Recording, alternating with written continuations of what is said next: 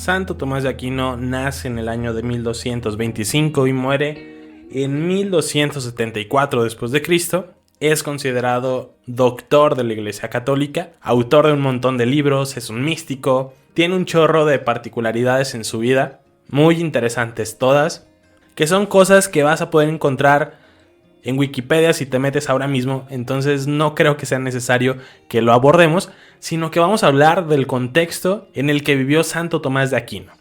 La Iglesia en ese momento atravesaba un periodo de crítica interna, que no quiere decir que sea malo, al contrario. Resulta que para ese tiempo empiezan a llegar a estos autores cristianos, gracias a los árabes, los textos filosóficos de la antigua Grecia, que seguramente ustedes saben que la filosofía griega es un pilar importantísimo en toda la historia de la filosofía. Y entre esa filosofía encontramos los textos de Aristóteles, un filósofo muy racional, con una gran gama de textos. Intentó responder qué es el hombre, qué es Dios, pero llevó a un nivel más alto la filosofía que se estaba desarrollando en la antigua Grecia. Y llega un momento donde sus textos se pierden. No era tan conocido como ahora lo es. Y eso es gracias a los árabes. Esos textos de la filosofía griega llegan para allá. Hay autores que empiezan a desarrollar su filosofía en torno a la de ellos, a la de los griegos, y después con la emigración de personas de Oriente Medio hacia España y a más lugares de la Europa occidental, empieza a circular las ideas de Aristóteles en ese hemisferio del mundo. Entonces llega a las manos de Santo Tomás de Aquino las obras y comentarios de Aristóteles. Aristóteles va a ser la base para entender la filosofía de Santo Tomás de Aquino. Incluso se dice por ahí que él bautizó a Aristóteles, obviamente no literal, pero sí su filosofía la cristianiza. Y estos trabajos que va a hacer se convertirán en la base de la filosofía cristiana. Por eso es tan importante la figura de Santo Tomás de Aquino. Él a los 16 años entra con los dominicos. En ese tiempo ya las universidades empiezan a fundarse, empieza a haber un desarrollo intelectual mucho más interesante dentro de la iglesia y obviamente para la sociedad. Entonces llega él en un momento sumamente adecuado para desarrollar su filosofía y su teología. Él consideraba que tanto la fe como la razón debían de estar separadas y de hecho están separadas. Sin embargo, no quiere decir que se contradigan entre ellas o que estén peleadas. Él cree que a pesar de que están separadas, no es que deban ir en el mismo camino, sino que lo hacen. Es parte de su naturaleza. Otra de las cosas que llaman más la atención en Santo Tomás de Aquino es la demostración de la existencia de Dios a través de 5 vías, las cuales ya las hemos platicado en el podcast. Si son seguidores de Dios y yo, seguramente ya las escucharon, pero de todas formas no se preocupen si no las han escuchado. A lo largo de este curso vamos a desarrollar un poquito más esas 5 vías que son muy importantes, pero por el momento solamente les decimos que él trata de demostrar la existencia de Dios ya de una manera mucho más racional y creo que le va pues bastante bien, ¿no?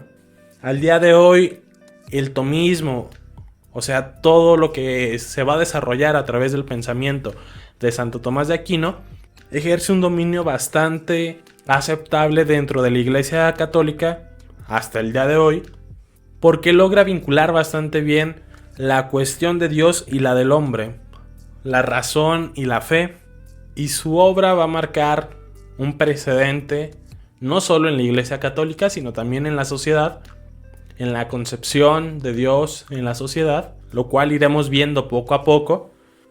Ahí como dato curioso, él tenía varios apodos. Actualmente se le dice el Doctor Angélico. Entre muchas cosas es porque se cuenta que llegó a elevarse, a levitar mientras estaba en meditación y lo estaban cargando ángeles. Y también tiene otro apodo que sí es bastante divertido porque le decían el buey mudo. Y esto era porque tenía una complexión bastante corpulenta. O sea, si yo estoy gordito, ese vato estaba como 5 veces más gordo que yo. O sea que sí estaba bien pesadote. Y eso respondía porque prácticamente todo el día estaba sentado, estaba escribiendo. No tenía mucha actividad física. Se dedicaba a rezar, a comer, a escribir y dormir. Punto. Pero decían que con un bramido de este buey era capaz de silenciar al mundo. Quizás su aspecto físico no era imponente, pero su pensamiento sí que lo era.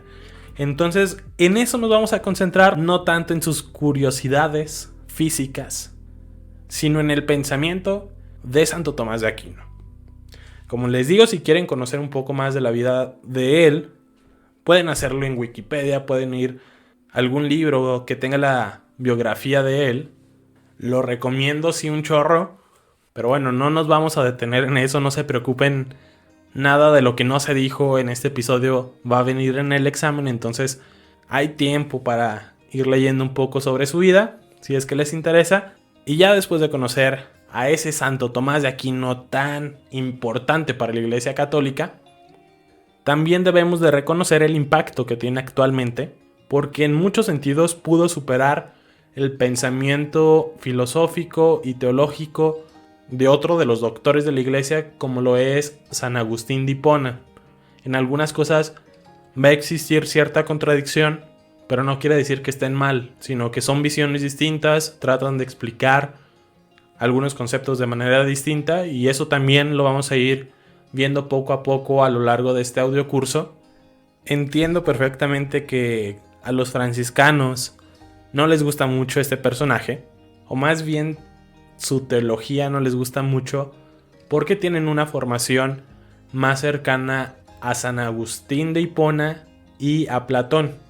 Yo soy franciscano, también me gusta la teología que manejan los franciscanos, obviamente, pero si digo esto es para quitarnos fobias. Si es que hay aquí un franciscano, hay que quitarnos fobias.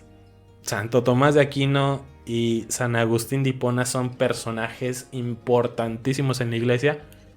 De los dos se puede rescatar muchas cosas. Y bueno, hay que centrarnos en eso, en las cosas buenas. Hay que tratar de aprender mucho de él. Y ahora sí, nos vamos a meter a su obra más importante. A lo que venimos. La Suma Teológica.